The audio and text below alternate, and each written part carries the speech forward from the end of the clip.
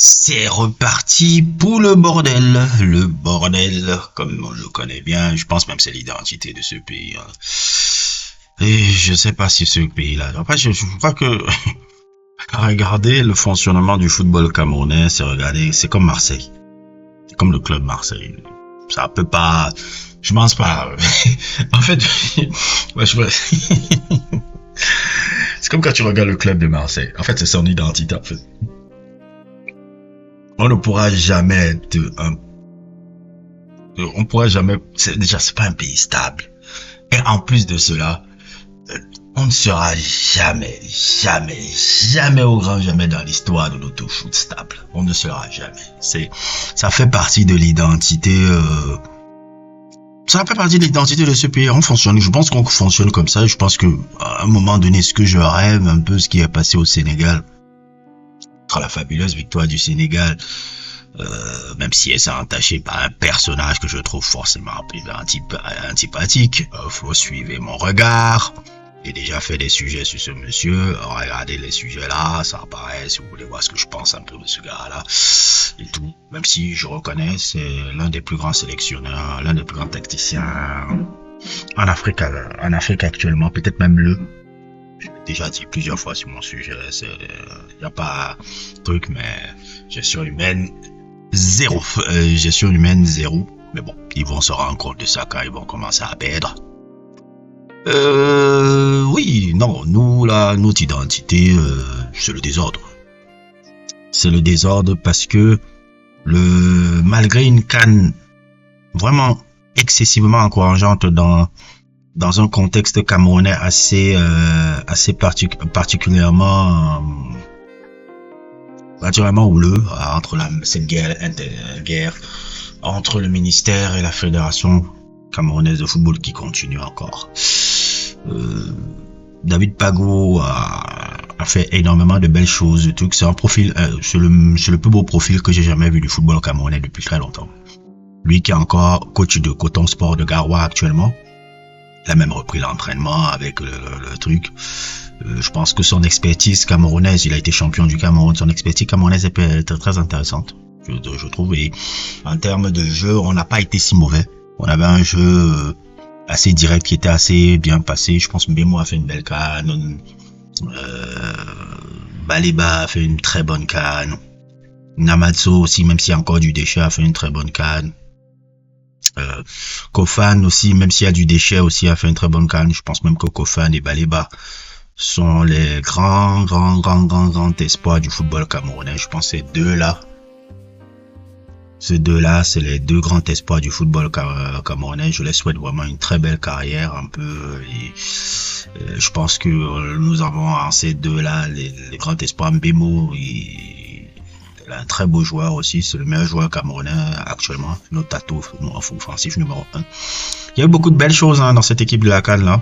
Il y a beaucoup de belles choses. C'est un peu dommage un peu qu'on la voit pas en cette Coupe du Monde. J'aurais bien aimé voir cette équipe là en Coupe du Monde. Mais je pense aussi c'est une bonne chose aussi qu'on travaille notre foot, qu'on travaille le truc de l'autofoot. Et David Pagou, je pense qu'il va écrire une belle histoire du football camerounais et tout. Mais comme d'habitude, on revient avec encore ce blanc-bec là qui est encore là, ce paysan là. Excusez-moi de le mot, mais c'est ce que je vois. Ce sans-nom. Ce sans-nom qui n'a aucune histoire, aucun truc. C'est pas d'où il sort et tout. Et qui, malgré son limogeage, comme vous pouvez le voir, a reçu sa prime, puisque selon le ministère, il est toujours le sélectionneur du Cameroun. Comme vous pouvez le voir, cet article-là. Et comme il y a eu l'étude de quart de finale, le mec, il a reçu 30 000 euros, l'équivalent de 20 millions de francs CFA. Malgré ça. Et c'est un broglio tout parce que le ministère continue n'a pas mis un terme à son, il continue verser un salaire entre 44 et 60 000 euros. En contenu aussi de ces trucs. Et comme il dit qu'on l'apprécie ou non, l'administration ne peut suspendre unilatéralement un contrat sans base légale. Donc, David Pago aussi n'a reçu pas de prime, pas de salaire, faute de contrat avec le ministère. Et c'est la FECACOOT de proposer de payer un salaire à tout le staff présent à la CAN, puisque c'est elle qui s'est imposé ce staff-là. Voilà, voilà ce qui se passe en ce moment encore dans cet imbroglio là qui ne finit pas de polluer un peu la sélection. J'espère que David Pago pourra recevoir un peu ce qui est son dû. Si la fédération fait pas, je sais pas, puisque vous êtes engagé avec le ministère, je ne sais pas maintenant, est-ce que les caisses, vous avez des caisses pour payer ces gens-là? Ça, c'est aussi le problème maintenant, mais moi, je pense que vous avez décidé de dire qu'il faut bien régler cette Pago. Pago, c'est un incroyable patriote. Je sais que ça fait des mois et des mois aussi qu'il a subi beaucoup de trucs, puisqu'il était l'adjoint de Marc Brice, mais il faut qu'on respecte aussi nos coachs locaux. On respecte nos coachs locaux et ce profil-là, le profil-là est génial. Mais je pense que l'identité camerounaise, on s'en sortira pas. Hein. On s'en sortira pas. Footballistiquement, on s'en sortira pas. Cet imbroglio-là fait partie de notre ADN. Cet imbroglio-là fait partie de comment nous gérons notre foot. Les Sénégalais nous ont donné la leçon. Même si bon, c'est pas aussi forcément parfait aussi chez eux. Hein. Même quand tu regardes un peu techniquement un peu. La formation, il y a beaucoup de choses que on pas à faire. Je me rappelle une époque, ils avaient fait aussi 5 mois, 6 mois sans payer à l'UCC. C'est pas comme si, même si le président, il est sorti de sa poche pour donner, je crois, 75 millions de francs CFA ou 75 000 euros à chaque joueur, jusqu'au staff. Pour la victoire des Lions. Donc, il y a autant d'argent dans le gouvernement africain. Est-ce que tu peux quand même donner les salaires pour les militaires? Je pense que les militaires sont plus importants que les joueurs. C'est l'importance du foot un peu dans notre continent. Un peu les priorités un peu à l'envers. Moi, je trouve que c'est... Donc, c'est un peu ça, un peu. On est vraiment dans une situation un peu particulière. Un peu la même ombre. J'espère que ça va encore durer 2 ans. Nous avons la prochaine CAN à préparer.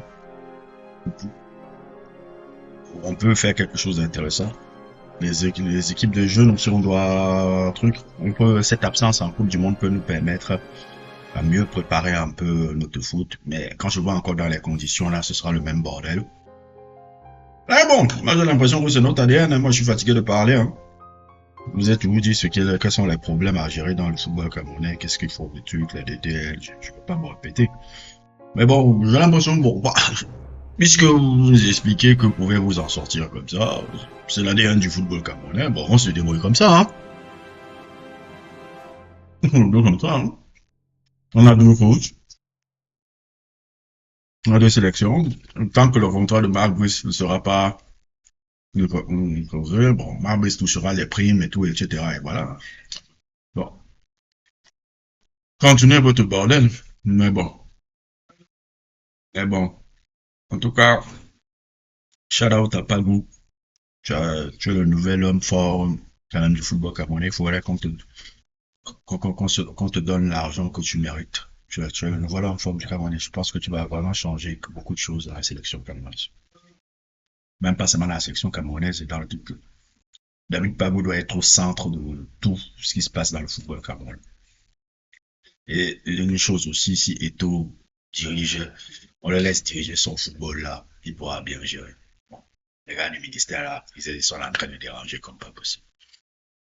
N'hésitez pas à liker, n'hésitez pas à vous abonner et à plus pour d'autres aventures.